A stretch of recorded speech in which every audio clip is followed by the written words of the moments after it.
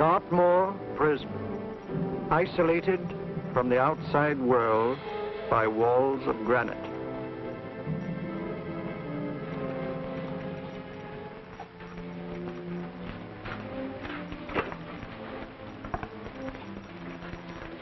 They say you could get out of here by merely telling what you know. You may or may not be another Scotland Yard bloke. But I'll give you the same answer I gave the others. I still have 2 years, 8 months, and 6 days left in which to make musical boxes. That'll be sold at auction for the benefit of this delightful sanctuary. And I intend to serve them.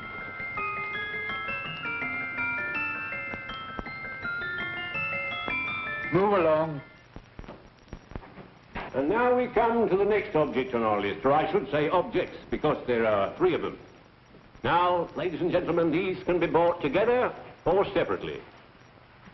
Now, these beautiful little musical boxes only arrived this morning, and I didn't intend to put them on the auction block until later, but I'm going to sell them now.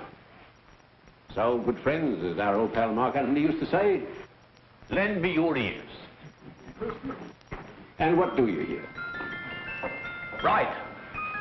The beautiful tinkle-tinkle of a musical box. What a lovely trinket. What a beautiful gift. Created and made by loving hands. A thing of beauty and utility. Now, who's going to start with £5? It's a bargain with £5. Do I see any hands? If there's a connoisseur in the house, we'll go £3 for it. £2. £1. 10 shillings. Thank you, sir. Ladies and gentlemen, 10 shillings is offered for a musical box you couldn't buy anywhere in London for less than £5. It'd be stealing to let it go for 10 shillings. Like taking milk from a baby. All right, we're selling for 10 shillings. 10 shillings, 10 shillings is offered, 10 shillings is offered, 10 shillings is offered. Does anybody give me £1? Will give me £1? Oh, one someone will give me £1. £1 is offered, £1 is offered, ladies and gentlemen, £1 is offered. It's against you, sir. Will you go to £2? We got a £2, sir. £2. £2 is offered. £2 is offered. Going once, twice, third and the last call. Sold to the gentleman for £2. Sorry, my dear. Now, ladies and gentlemen, comes the opportunity to purchase an exact duplicate of the beautiful little musical box just bought by this gentleman for the ridiculous low price of £2. Now, it's exactly the same. Exactly the same. Made with the same hands. You hear that? Isn't that lovely? That tinkle, tinkle, tinkle, tinkle. Sounds like Bow Bells to me, you know, with little angels pulling on the ropes, eh? Who'll give me £2 for it? Who's starting with £2? Will anybody start with £2? Oh, come, ladies and gentlemen. You know, from your enthusiasm, we might all be in Scotland instead of London. Please buy it for me, Daddy. £2, certainly not. We all might be in Scotland. Besides, I don't like his manner. £1, 10 shillings.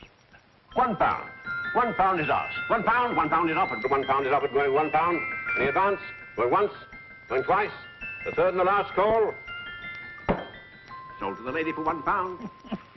Smart bidding, my dear. Thank you. We come to the third and last of these beautiful little musical boxes. Exactly the same. Tinkle, tinkle. Isn't that lovely? Ladies and gentlemen, I don't bring you here to gull you and swindle you. This is the exact replica of those 2 I just sold before.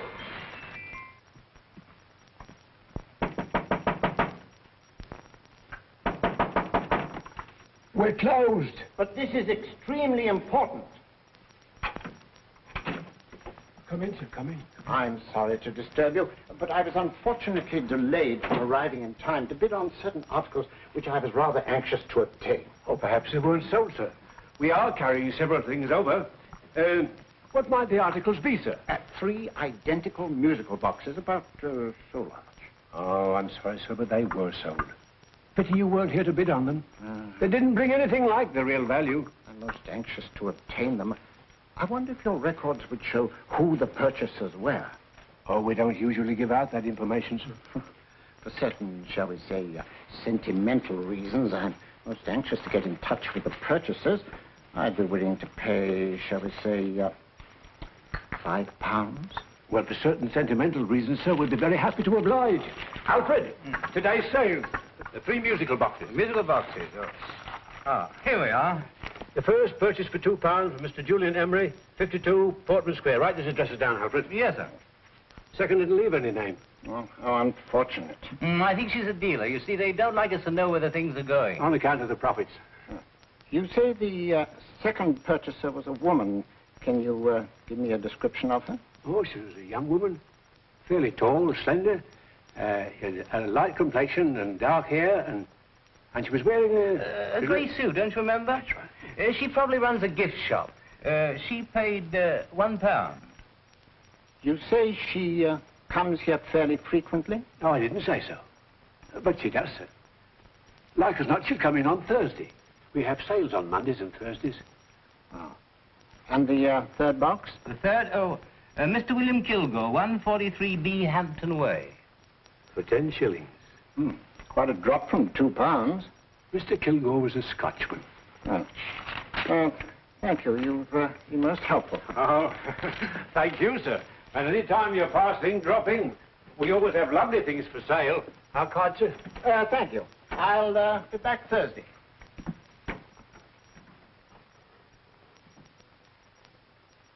The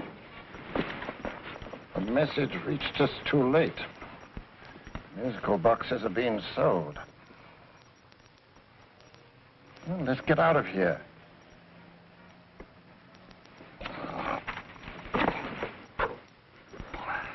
Someday you'll go too far. Reaching for a star, you fool. Yet a fool may touch a star, Colonel Cavanaugh, if he but reach high enough. But not possess it as you would. The musical boxes, they're being sold. What a pity for you, my dear Colonel. Is it my fault that the message reached us only an hour ago? Is it my fault that they were sold? You can't hold me responsible for that. Hope for your sake you're right.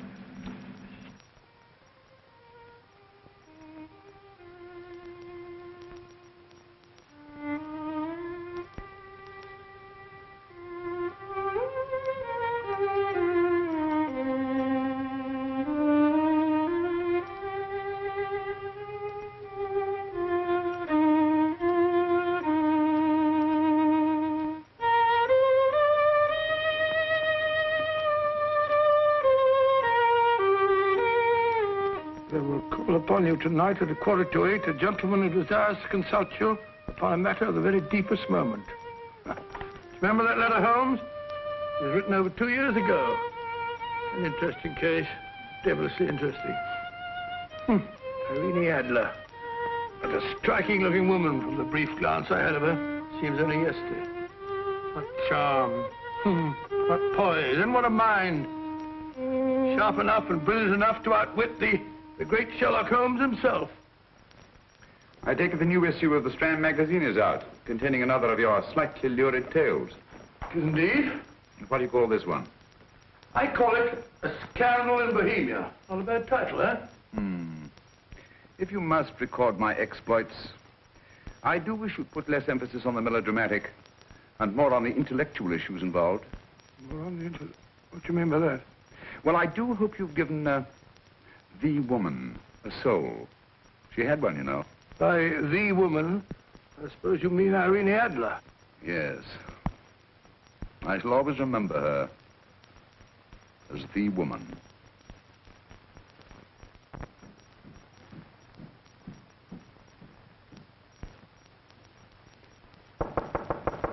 Come in. I think. That's the old boy. How are you? How are you, old boy? I haven't seen you for years. I want you to meet my old friend Sherlock Holmes. Holmes, this is Stinky. In other words, Julian Emery. How do you do, Mr. Emery? Watson has often spoken of you. Oh, has he? Yes, we were at school together. It's more years ago than I care to remember, but you didn't come in here just to remind me of that. No, I just happened to be in the neighborhood and saw your lights burning, so I took the liberty of looking you up. Still writing your mystery stuff? Yes, there's a new one out this week. Good, I never miss them. Oh, good, thanks. I say that bandage makes you look very interesting. Still poking your nose into other people's business as usual? Who hit you? I haven't the foggiest notion. Somebody knocked me on the head in my own living room, and then proceeded to commit the most idiotic burglary you ever heard of. Fellow must have been balmy as a coot. Balmy? Why? Come sit down, old boy. Would you like a cup of tea? Huh? Oh, all right. I'll go and tell Mrs. Hudson about it. Why do you say the robbery was idiotic, Mr. Emery? Oh, simply from the fact that with about £5,000 worth of musical boxes in my living room, the thief, who I caught in the act, made off with one that isn't even worth £5. I gather you're a collector of musical boxes.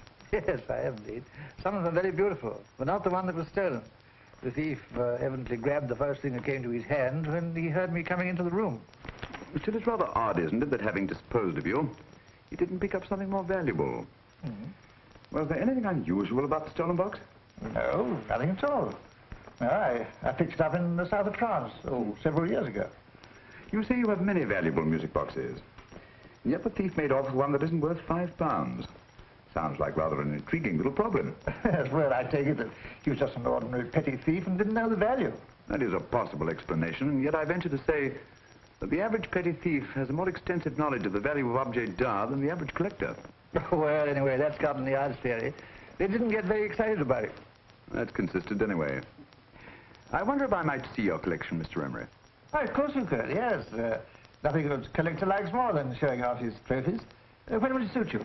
No time like the present. Good. My place is just round in Portman Square. Shall we? Yes, right. Hello? Where are you going? Stinky hasn't had his tea yet. Oh, I'm sorry. We're going round to my place, where I'm going to give you something better than tea. Now, this one was made for Louis XV, and is one of the very few still in existence from that period. And a particularly fine specimen at that. Charming, isn't it? Quite. They all sound to me like a lot of mice running about on a tin roof. I'm afraid you have no ear for music, Watson. Give me a good old band playing a rousing march. You have all your silly little tweets.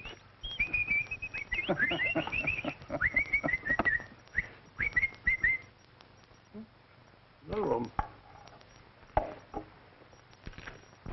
This is me.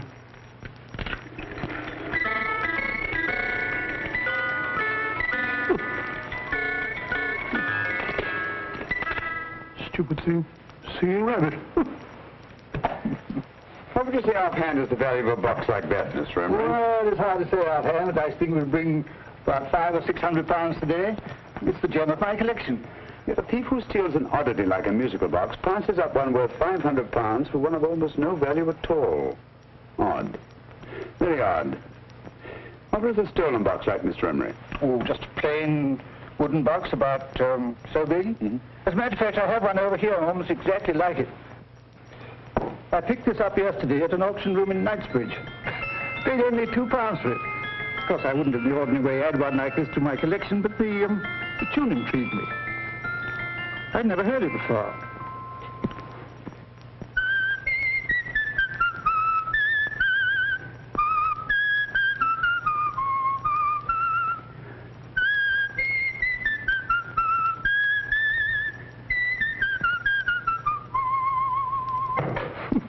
You have a remarkable ear for music, Holmes. Rather an unusual melody. Sit down, Bill. Thanks. You say you bought that box at an auction sale yesterday? Yes, the Gaylord auction rooms in Knightsbridge. Run by old, what's his name? Crabtree. That's the man. At what time was the robbery committed? Oh, about 3 o'clock this morning. You know, Mr. Emery, that box and the robbery might well be cause and effect, especially since you say that the stolen box outwardly resembles this one a great deal. And Scotland Yard were not particularly interested, eh? Oh, yes, but I wouldn't blame them for that, especially as I told them I was quite unable to describe the thief, except, of course, for the fact that it was definitely a man. All you remember is that you came in here and someone struck you on the head. Yes, and the next thing I knew, my man was trying to revive me. It might be wise for you to put that box away somewhere and lock it up. Oh, I don't think that's necessary. Besides, everything's insured. Well, at least if any further attempts at robbery are made, I'd suggest that you call the police, rather than running into any personal danger. Oh, come, Holmes, aren't you being a bit of an alarmist? Possibly. Oh, Mr. Gray, old Stinky. Seems to me you are making rather a mountain out of a molehill. Molehill is the word, old boy, and it's time you were in bed. Thanks so much for letting us see your place. How's this? Been glad meeting you. Holmes, I can't understand why you were so mysterious. Seems to me that petty thief explanation was the only sensible one. Really? I can't see how you can believe it was anything else. I didn't say I believed it to be anything else. The petty thief theory is the obvious one, I grant you. However, it's often a mistake to accept something as true merely because it's obvious. The truth is only arrived at by the painstaking process of eliminating the untrue. We are not able to do that in this case without further data. Rubbish, you're pulling my leg. You're trying to turn a cut and a halfpenny robbery into an international plot. No, I'm not. I just hope that your friend Stinky is a little more cautious in the future. Just in case.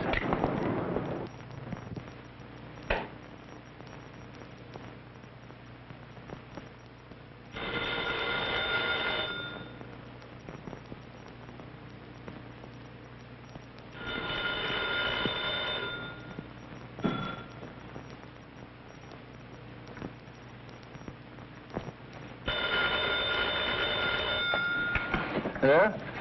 Yeah? Julian Emmerich here. Who? Of course I remember you, Mrs. Courtney. Yes, you're the one bright spot at that appallingly dull affair of Lady Sansa's. Huh? Of course it isn't too late to come around. Yes, I shall be delighted to give you a drink. I tell you what, come straight up and I'll leave the door unlatched. Right, well, 15 minutes? Good. I shall be counting each moment. No, I mean that, really. Right, goodbye.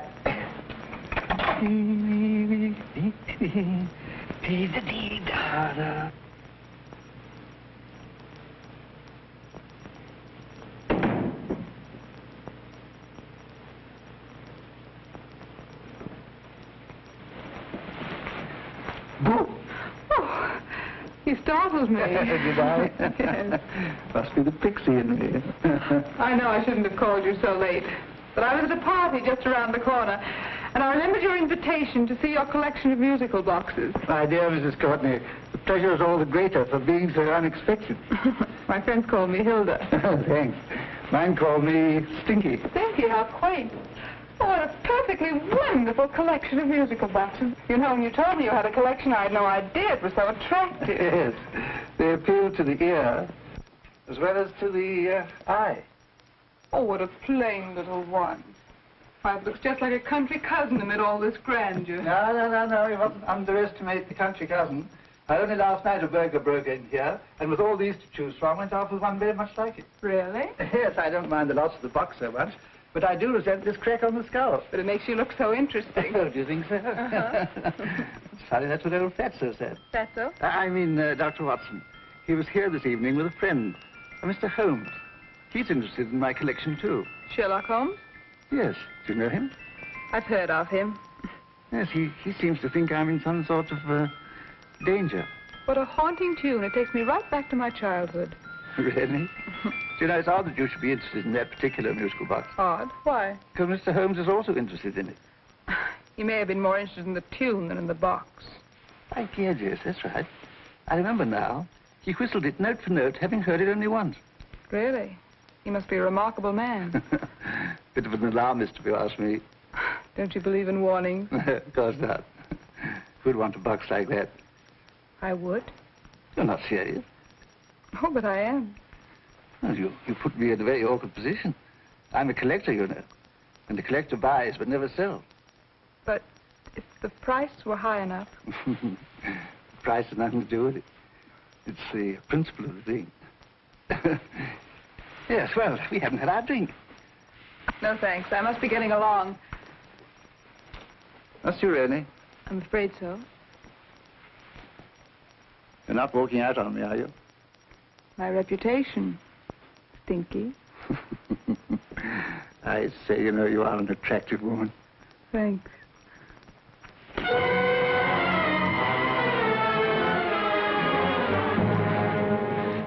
You fool. I told you to wait outside. What did you have to kill him for? All I had to do was walk out with this. He held you in his arms. Don't touch him.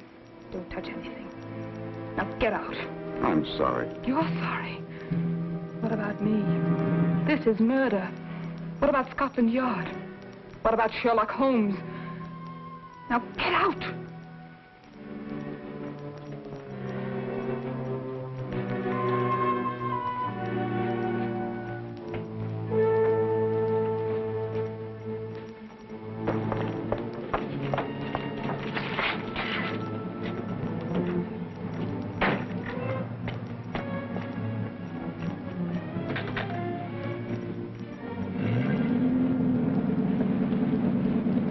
Did you get it?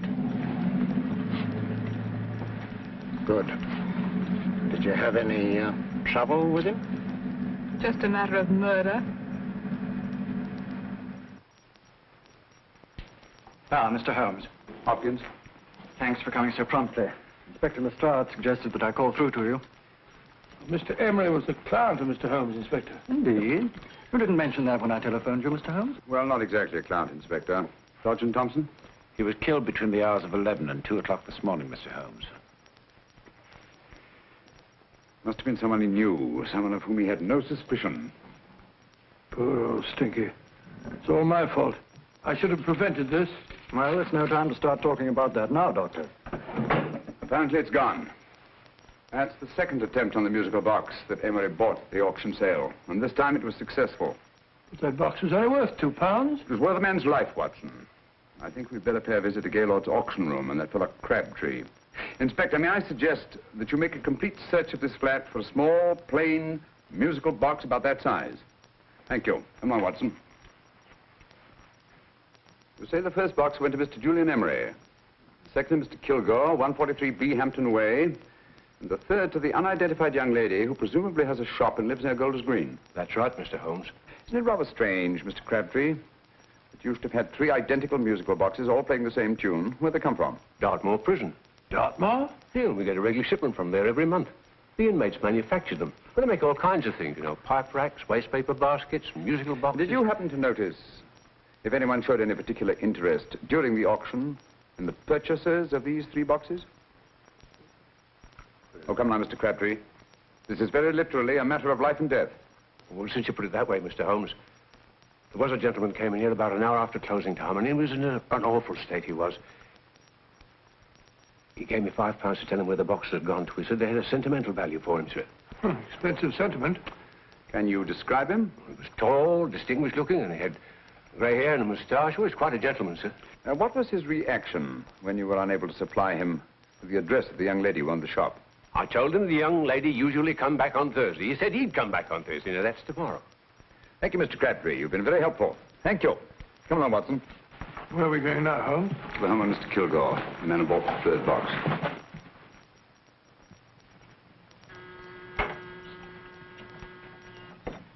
But hang it all, Holmes, how do you know those other 2 musical boxes are of any importance? I don't, but I certainly have no intention of waiting until the owners are murdered to find out.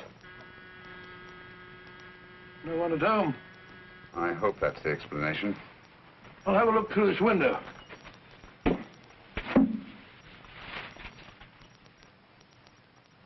Doesn't seem to be anyone there. The whole place seems deserted as far as I can see. Yes. Mr. and Mrs. Kilgore at home? No. When do you expect them? Oh, in an hour or so. There's no use your hanging about. They don't buy nothing from peddlers. Peddlers? My good woman, this is Mr. Sherlock Holmes. Sherlock Holmes? Oh, go on. Do you mind if we come in and wait? My business is rather urgent. Well, I've got to go out and do my shopping. And I don't know if Mrs. Kilgore like any strangers nosing about. Quite all right, I assure you. Well, I've got to be off. You're too white in the parlor. And no smoking either. Mrs. Kilgore says it smells up the house. Funny old girl, Holmes.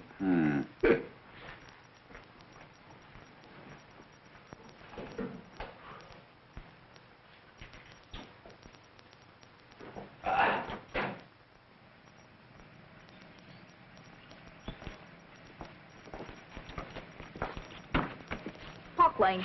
Park Lane? And what would the likes of you be doing in Park Lane? Now, don't worry about the fare, Ducky. If you know how to get to Park Lane, up it.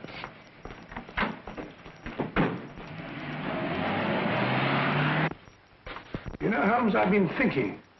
There must have been something hidden in that box of old Stinky's. Stolen jewelry, possibly. What's up, Holmes? Listen. What's this, the steam in the water pipes?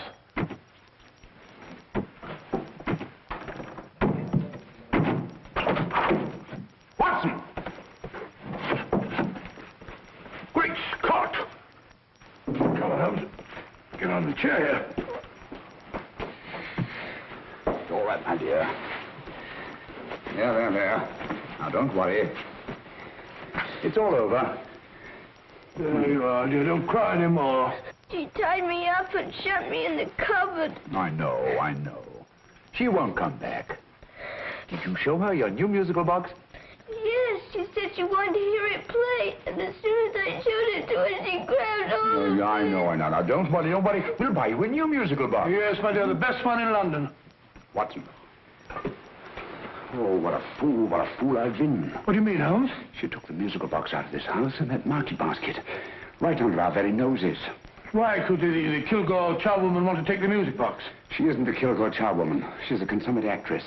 An extremely clever, unscrupulous woman who will stop at nothing. Take care of the child, will you, Wolfella, until our parents get back. Explain everything to them. Of course I will. But, Holmes, where are you going? Somewhere, somehow. I must get to the young lady who bought that third musical box before our opponents find out.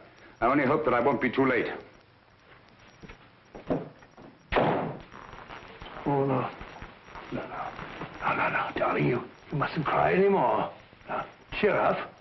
Would you like to hear old Uncle make a noise like a duck?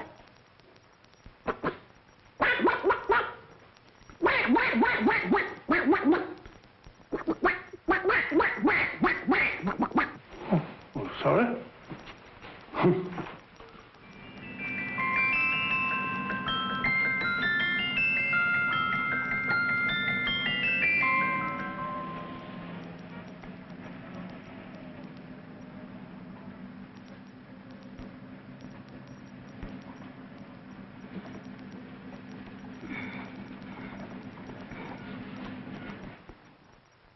Now, ladies and gentlemen, how much am I offered for this beautiful lace Dresden china figurine?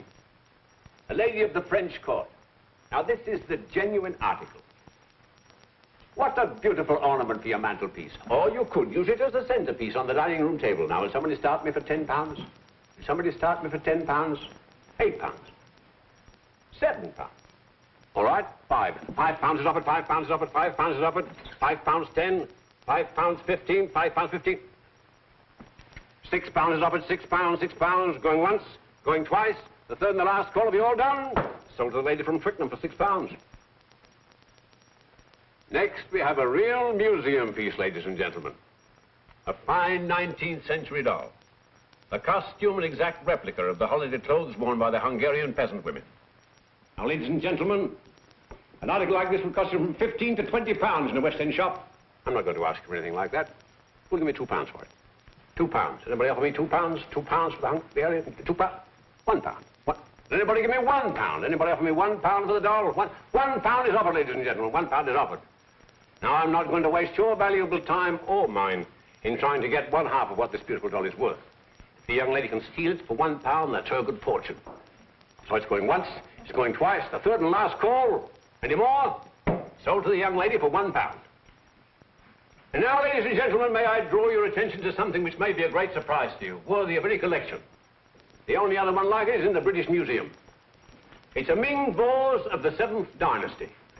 This vase lay in a large collection somewhere outside Rome for over 2 centuries, I understand. It was discovered there by the noted antiquarian, Sir Andrew Coppleston. Now, some of you may remember Sir Andrew Coppleston. Besides being a noted traveller and antiquarian, he's also a gentleman rider.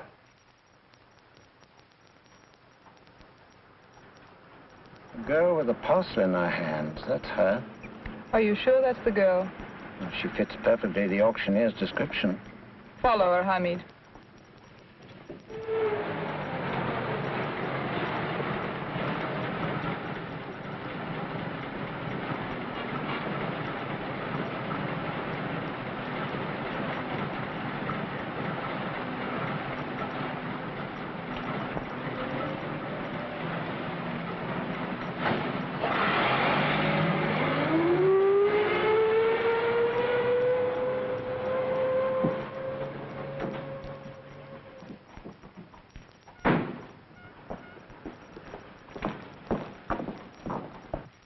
Lovely, dear. And only £1. We can get at least 3 for it. Easily. I'll go make some tea. I could do with a cup. Right.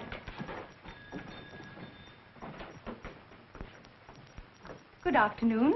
Good afternoon. I'm looking for a birthday gift for a 7-year-old girl. What would you suggest? We have some lovely dolls. Now, this Hungarian... I think she has enough dolls already. Books are always welcome. Well, I'm looking for something a little different. Well, that's rather cute. What is it? Well, that's a musical box. Children always love them. And this is an exceptionally nice one.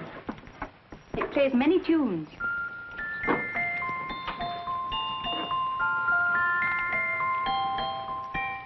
Have you any others? Yes. If you'll just step this way. I have only 2 left.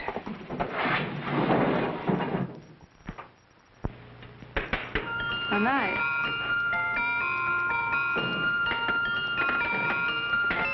Are you sure this is all you have? I'm sorry. They're rather hard to find, you know. That's our entire allotment. I did have one other, but I sold it earlier this afternoon.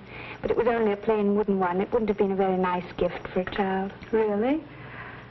Do you happen to know who the purchaser was? Why, yes. He left his card, just in case anyone should inquire for him.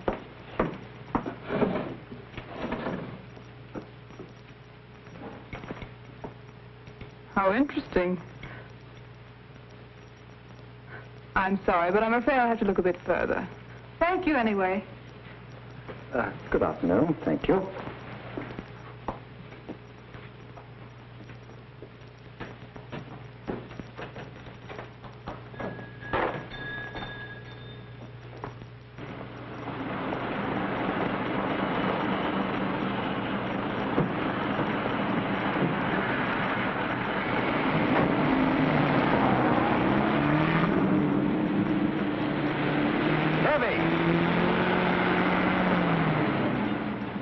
Follow that cab. Here, now, what?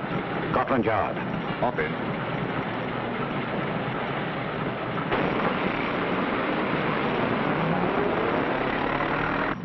Sherlock Holmes. I might have known. We thought we were the hunters, instead of which we're the hunted. We've been fools. We played right into his hands. Of course. He's had us followed. Don't look. The man in front of the toy shop. Hamid, turn sharp right at the next corner and again at the next.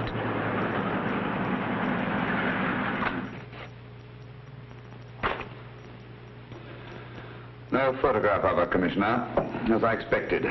She's not a known criminal. But how do you expect to know if you do find her? After all, she was disguised as a charwoman. Don't worry, old fellow. If I ever see her again, I'll recognize her. Well, it won't be long till we know who they are and from where they operate. Who's covering them? Sergeant Thompson's following them, sir. They won't get away from him. He's a good man. We could have arrested them at Clifford's toy shop if we had any proof. But we know that they killed Emery. Proof, my dear fellow. We must have proof. We've x-rayed it, sir. There's nothing whatever concealed in the box. We'll have a look at the plates.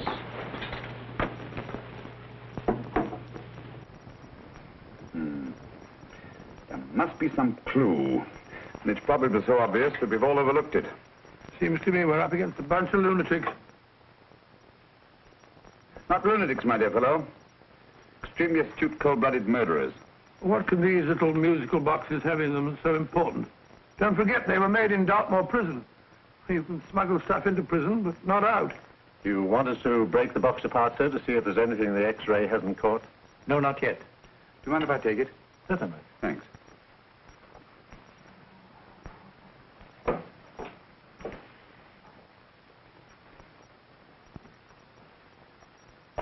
The governor of Dartmoor Prison informed us, sir, in answer to Mr. Holmes' question, that all 3 musical boxes were made by the same convict, John Davidson, serving a 7-year term, sir. Davidson? The Bank of England plate. That'll be all. Yes, sir. Now we're getting somewhere. Wait a minute. How did you know about the plates, Mr. Holmes? I'm a student of crime, Inspector. I make it my business to know about such things. And when the name of Davidson was mentioned... Well, who is this fellow Davidson? As long as Mr. Holmes seems to know all about it already, I suppose there's no harm in telling you. 2 years ago in London, there occurred a robbery of such tremendous importance, although the stolen articles themselves have no intrinsic value whatsoever, that the Home Secretary was instrumental in seeing that not a word of it appeared in any newspaper. But you never told me anything about this, Holmes. You were away at the time. Articles of no intrinsic value and yet of such importance?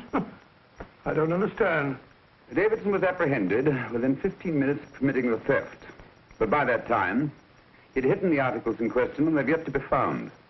Before going further, Dr. Watson, I must inform you that this matter is not to be mentioned outside of this room. Of course not. Do I look like a man who'd gossip? Let's not go into that now, old fellow, shall we? Davidson had been employed for years in a position of extreme trust by the engravings department of the Bank of England.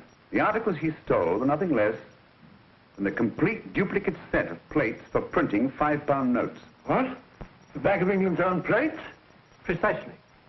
And with those plates, a gang of crooks could flood England with £5 notes, not forged in the usual sense of the word, but notes undetectable from genuine Bank of England notes in any way whatsoever. Good heavens. Any whisper at all might have resulted in enormous damage in shaking public confidence in the Treasury. We tried everything after we arrested Davidson. Offered him a shorter sentence if he'd tell us where he'd hidden the plates.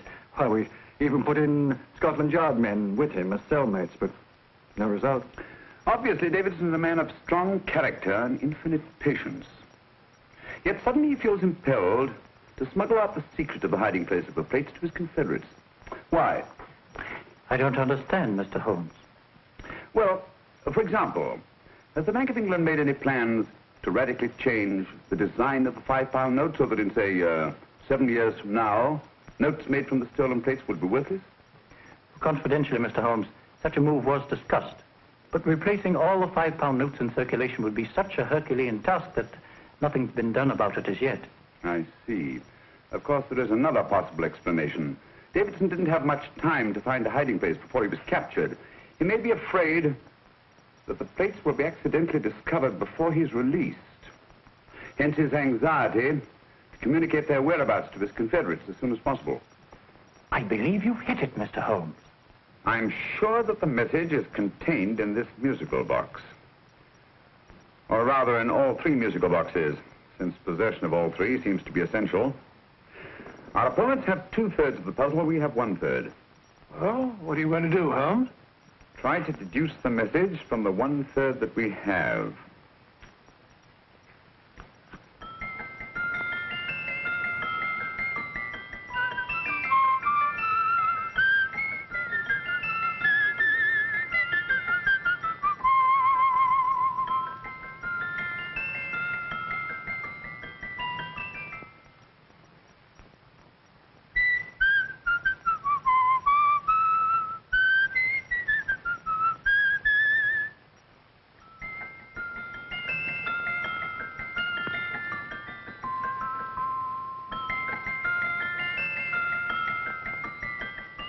It's the same tune as the one played by Emery's musical box. And yet it's different. Sounds the same to me. The tune.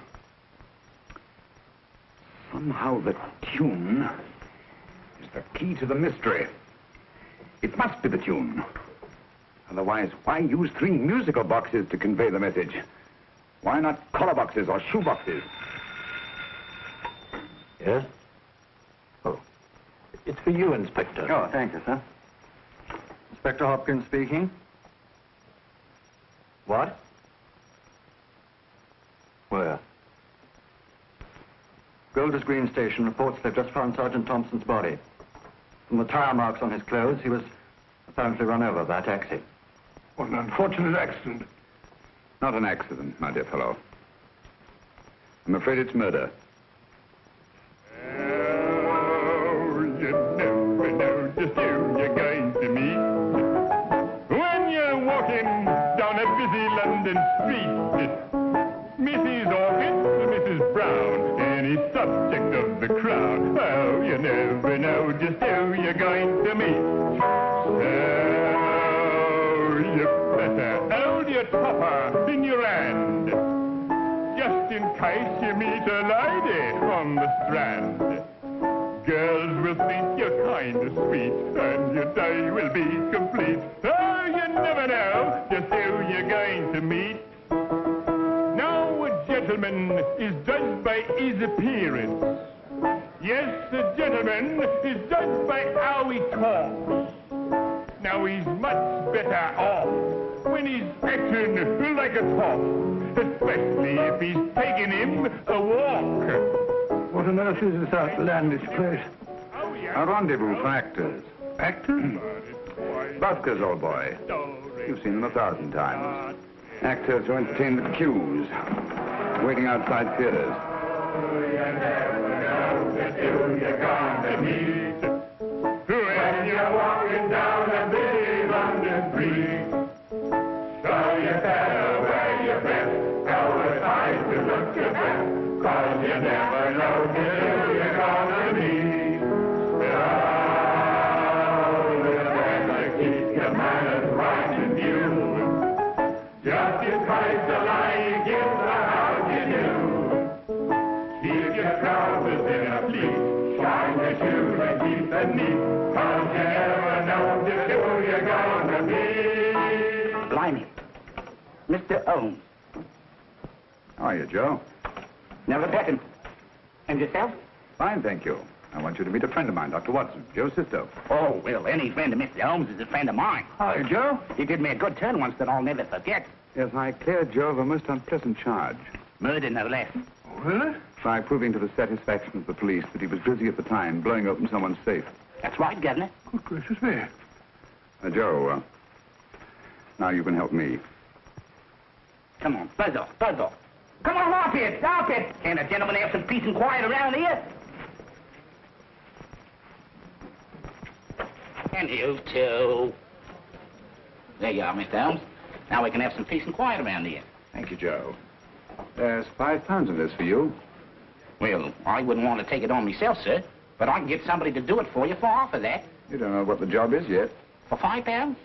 Murder, ain't it? What? No, Joe, not murder, just music. I want you to identify a song for me. Oh, there ain't a song that's been written that I don't know. That's why I came to you. Of course, the violin is more my instrument, but, oh, well, here we go. Now, listen to this, Joe.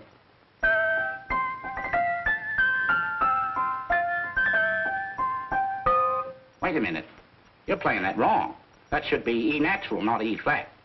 You know the song? Oh, yes. It's an old Australian song called, The Swag Man. But you're playing it all wrong. That's what I hoped you'd say. Now, listen again, Joe.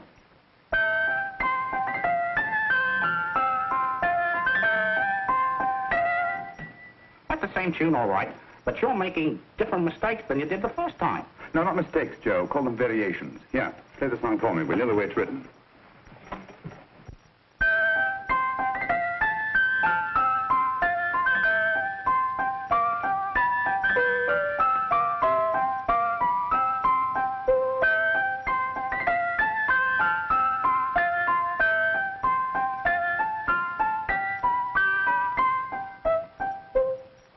There you are.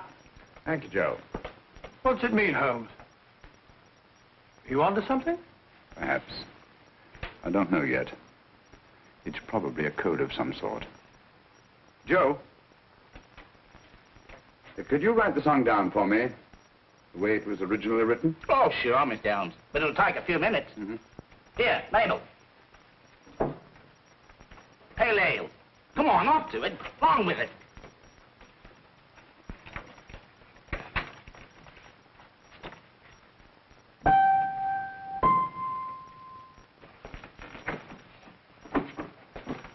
Well, obviously it isn't the lyrics. No combination of those words made any sense at all. The variations in the way Emery's musical box played the tune are different from the variations in the one we have. You sure? Quite. You see, I took the trouble to memorize the tune as played by Emery's box that night we were with him in his flat. Holmes, you amaze me. Elementary, my dear fellow. One of the first principles in solving crime is never to disregard anything, no matter how trivial. Why are there 3 boxes? Why not 1? Because the message was obviously too long to be conveyed by any one variation. Then there's the 3rd box, the one that woman took from the Kilgores. That contains yet another set of variations. Yes, well, it's all beyond me. Well, all we have to do now is to find the secret of the variations. Not a very easy problem to solve, my dear fellow.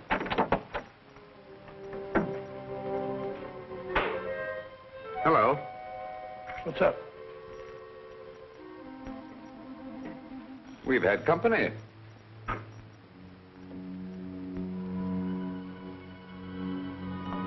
say, this is outrageous. Ask Mrs. Hudson to come in here, will you? Right.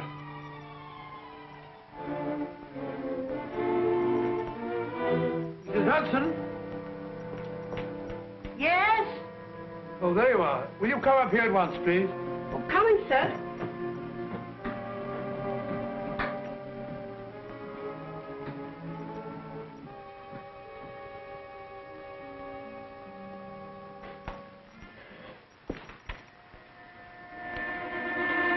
Mercy me, Mr. Holmes.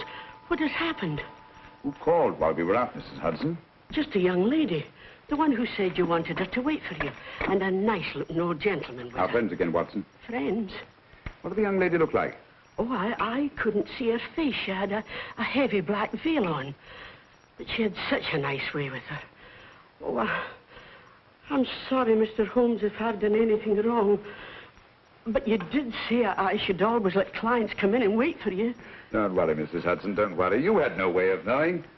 It's quite all right, quite all right. Now, don't worry, Mrs. Hudson. Don't worry. Where on earth's the musical box? They didn't get it. Get it? Where is it? It's in your hand. Huh? In that biscuit jar. Pick the biscuits off the top. Now put your hand inside, and you'll find the music box. Well done, Holmes. Well done. Amazing.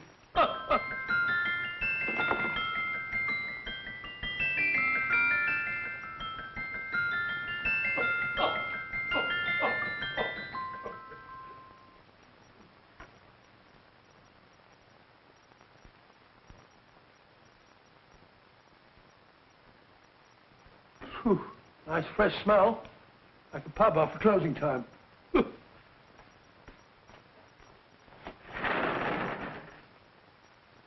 I say, Holmes, What? it's morning. Allow me to congratulate you on a brilliant bit of deduction.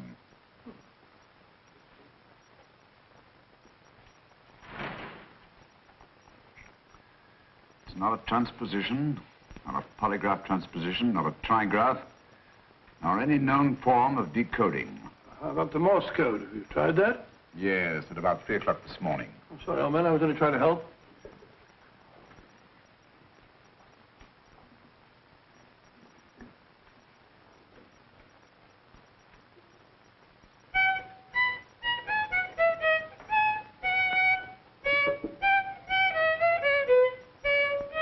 Oh, do me a favor. Not again. Must have heard that thing 1,000 times. Kept me awake all night.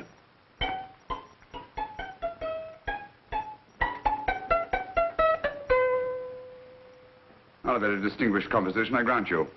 You know perfectly well I don't know one tune from the other. When I was a kid, my people tried to have me taught the piano. I've always felt sorry for that old teacher of mine. The poor old girl finally reached the point of numbering the keys for me. 1, 2, 3, 4. Even then, I never progressed beyond... Numbering the keys, Watson. The 19th key of the keyboard is the 19th letter of the alphabet. S. Here. I'll sit down when I give it to you, old fellow, will you? First altered note. Write S first. Now, the 8th key is H. The 5th key, E. The 12th key, L. The 6th key, F. S-H-E-L-F. Shelf. Your piano lessons were not in vain, old fellow. You've solved it. Thank you. Thanks, old bean. Oh, Liz. We now have 2/3 of the message. Behind books, third shelf, secretary, Dr. S. Presumably, these are the first and second portions of the message. And this gang has the first and third parts of it. Precisely. Then it's a stalemate? Yes, Commissioner, but we can't leave it like that. There's no doubt in my mind that they'll try to secure our third of the message that's missing. Well, I assume you've taken every precaution to guard the Clifford music box. Oh, yes, it's carefully hidden at Baker Street with Dr. Watson on guard. However, I'm reasonably certain that, difficult as it may be, we can find the plates even without the missing part of the message. Behind books, third shelf, secretary, Dr. S. Well, outside of the fact that Davidson hid the Bank of England plate somewhere in London, Mr. Holmes, I don't see that we've progressed at all. Allow me to point out to you, sir, the key words, Dr. S. It looks as if the plates were hidden in the house of the doctor. Whether S stands for his first or last initial remains to be determined by a process of elimination. Well, there must be 10,000 doctors in London with S for a first or last initial. Precisely. And every one of them will have to be questioned in person. That's why I say this is a task for Scotland Yard. It's a task, all right. But Scotland Yard has searched worse haystacks and found a needle. Well, for the time being, I'll leave the matter in your hands, gentlemen. We'll call you if and when we get a lead on our mysterious Dr. S.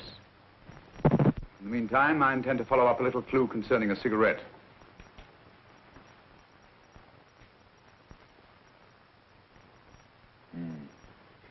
You're certain of the identification of the tobacco? Absolutely. I have made up this special blend for only 3 customers. It is almost pure Egyptian, with admixture of latakia for added body, and a pinch of perique.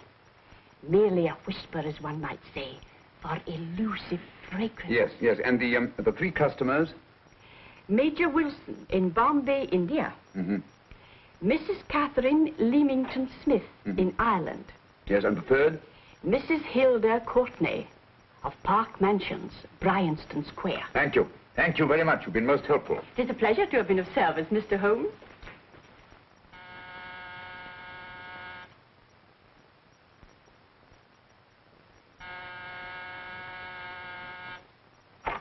Yes? Mrs. Courtney? Yes. My name is Sherlock Holmes. Oh, do come in. Thank you. I've heard of you, of course, Mr. Holmes. I believe we have a mutual friend in Sir Edward Brookdale. He's spoken to me of you quite often. Indeed. And to what good fortune am I indebted for this visit? I think you know Mrs. Courtney. Well, I did get a summons for speeding last week. But outside of that, I don't think I'm of any interest to the police. Oh, come now, Mrs. Courtney. You seem to forget that you and I have met before. I'm sorry. I'm sure I would have remembered meeting the great Sherlock Holmes. Please sit down. Thank you. You say we met before. Yes. At the home of Mr. and Mrs. Kilgore, 143B Hampton Road. Kilgore? I don't think I know anyone of that name. Well, I didn't say you knew them. As a matter of fact, you called on them when they were out. I don't understand, Mr. Holmes. Really? And you were dressed rather differently. Indeed. Cigarette? Thank you.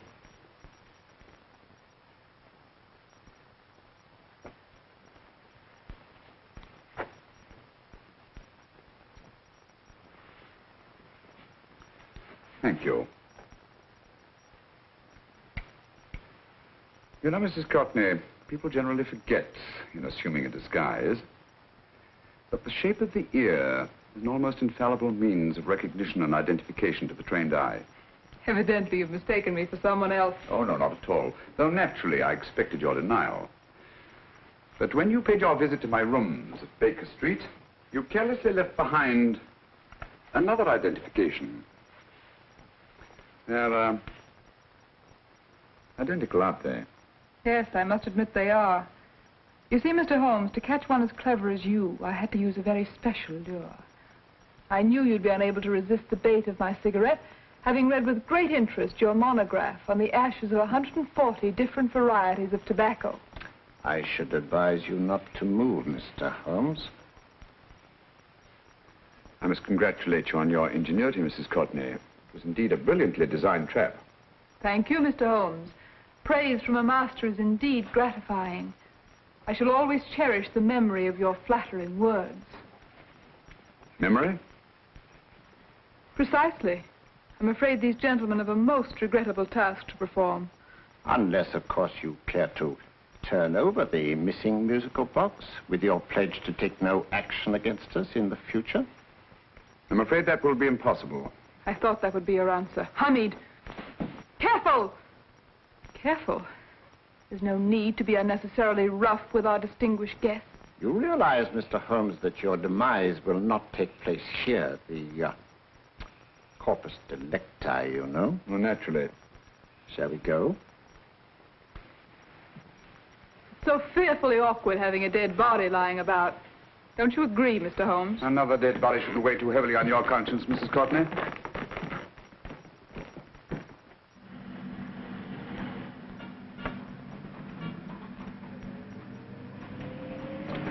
You mind if I have a cigarette? Don't see why not.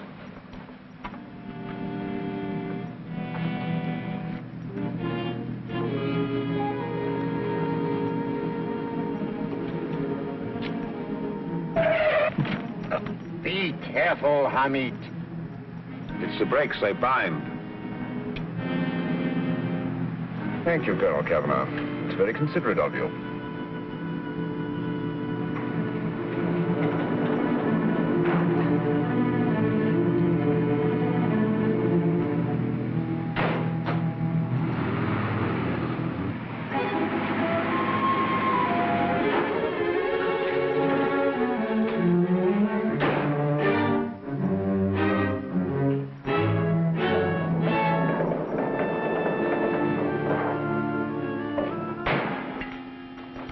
You'll be happy to know, Mr. Holmes, that your death will be a painless one. Hamid, attach this to the motor of the taxi. That little attachment, my dear Mr. Holmes, contains the deadly fluid known as monosulfide. The Germans use it with gratifying results in removing their undesirables.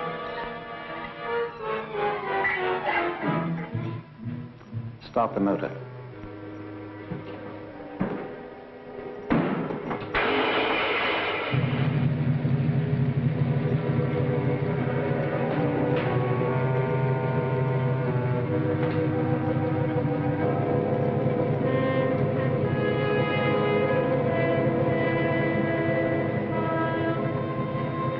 Tape his mouth.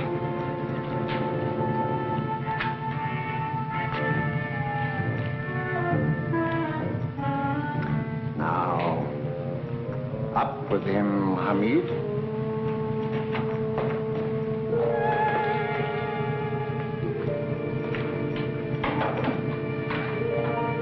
You find yourself like Muhammad's coffin, Mr. Holmes, suspended between heaven and earth.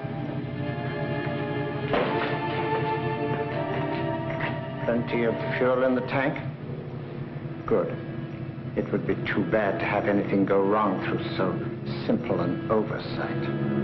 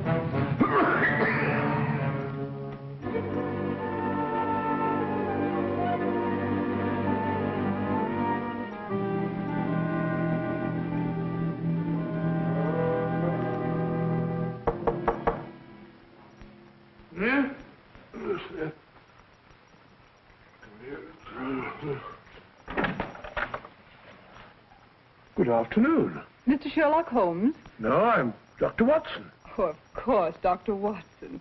How stupid of me. Oh, so, this is stupid of me. Won't you come in? Well, I really came to see Mr. Holmes. Oh, I'm afraid he's out. I don't know when he'll be back. Perhaps there's something I can do. Won't you sit down? Thank you. You know, Sherlock Holmes and I have been engaged on a great many cases. Oh, really? Yes, indeed. As a matter of fact, this very moment we're involved in one of the most baffling... Oh, well, won't you tell me your trouble? I may be able to help you. It's very kind of you, Dr. Watson. Perhaps if I wouldn't be imposing too much. Imposing? Oh, there's no imposition at all. A pleasure, I assure you. Now, tell me all about it, Miss Williams. Mrs. Williams.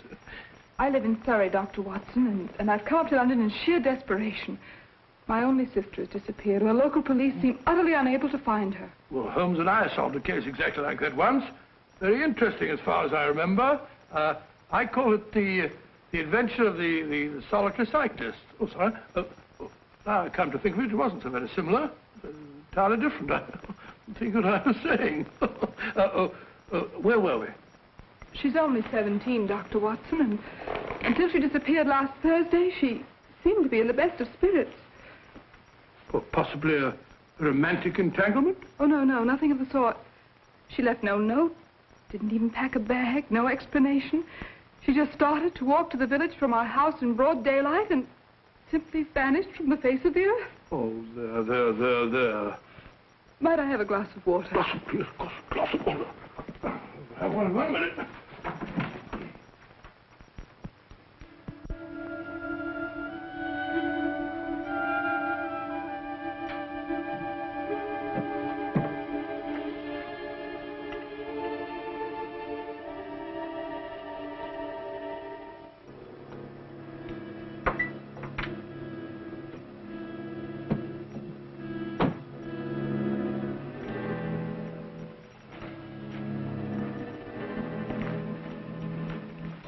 There you are, my dear. Thank you, Dr. Watson.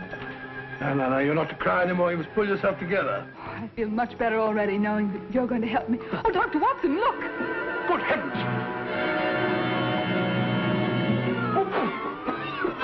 Get through the fire brigade, quickly!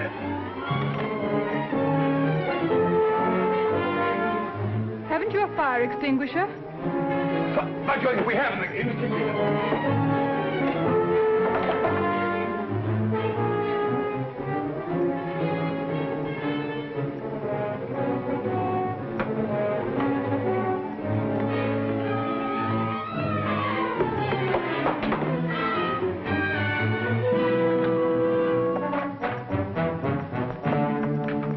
Don't you worry, Miss Williams. We'll have this thing out in no time.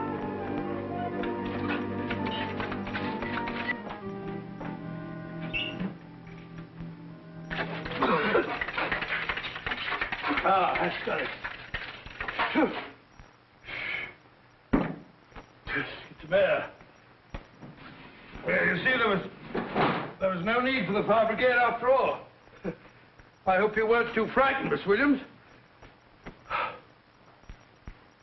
Oh, gone. That's the trouble with women. They always lose their heads in an emergency. Well...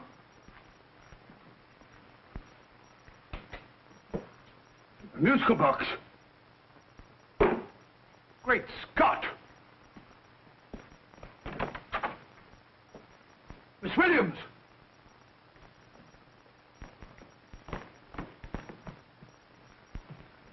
Well? Good. And Holmes? By now, Mr. Holmes has no doubt exchanged his violin for a harp. Always assuming that heaven is his destination. And now that we have the missing musical box.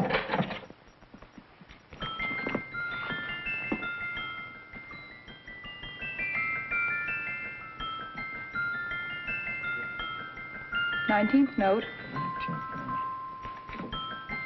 19th letter. Yes. He hasn't been there, you say? Holmes, where on earth have you been? I've been trying to get you at the club, at Scotland Yard, all over London. You're looking for me in the wrong places. Holmes, terrible things happened. I've been duped.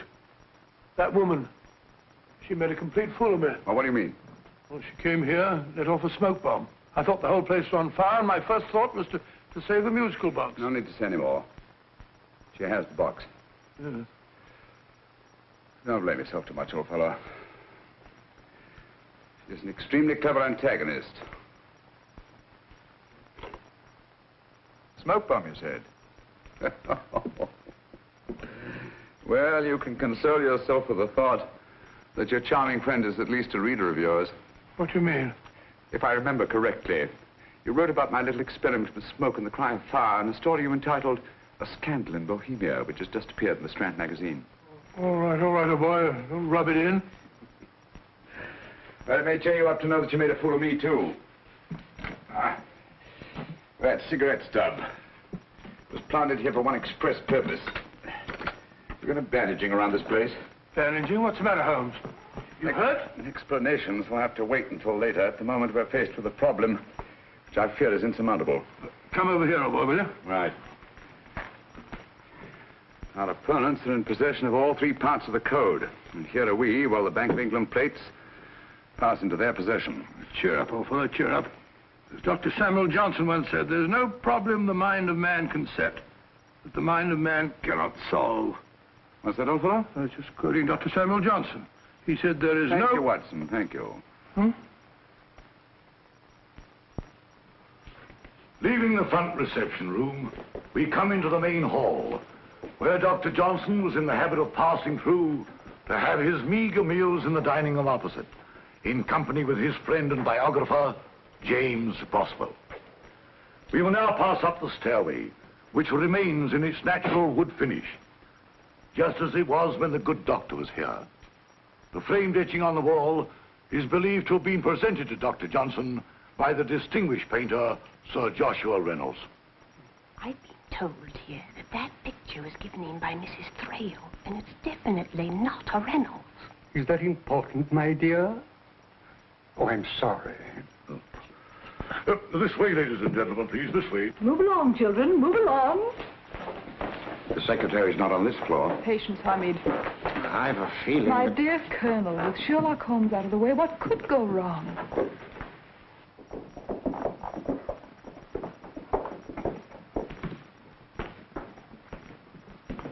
And here we have the Garrett Library, in which Dr. Johnson wrote his famous dictionary, and in which you will see also many of the great man's books and other items of interest. Step forward, ladies and gentlemen, please, step forward. Standing in the corner is the secretary, which contains many of the original works by the literary genius. On this table, Dr. Johnson's cat, Hodge, used to sleep while his master worked.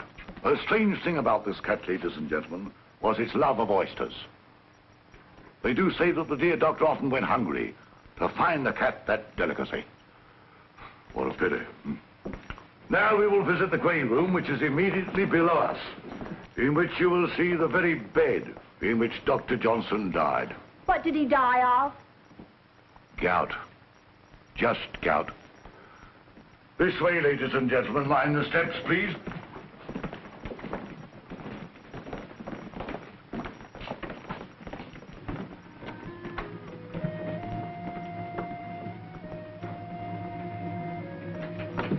Your keys.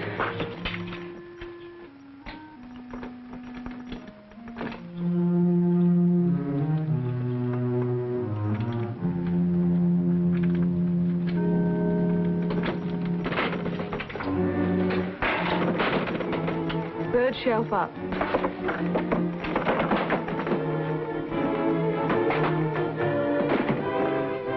The knife.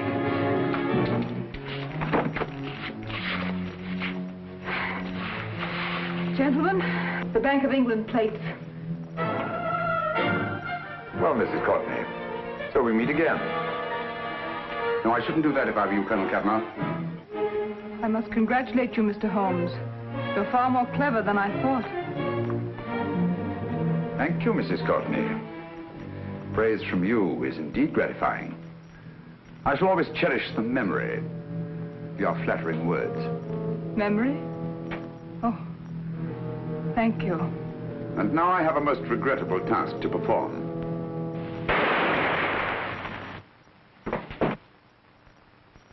Holmes! Coming, Holmes! Holmes! You all right? Perfectly, thank you, old fellow, but I think this gentleman on the floor requires some medical attention. We must see that he looks his best, you know, when he's hanged. Take them in charge.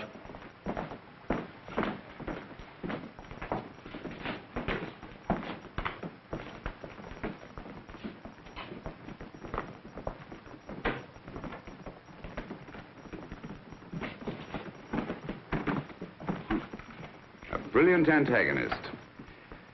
It's a pity her talents were so misdirected. Will you see that these plates are returned to the Bank of England, Inspector? I still don't understand how you solved it, Mr. Holmes. It's entirely due to Dr. Watson. He gave me the clue when he mentioned Dr. Samuel Johnson. Well, congratulations, Doctor. Oh, thank you, Inspector. I don't think I'd have done it entirely without Mr. Holmes's help, you know.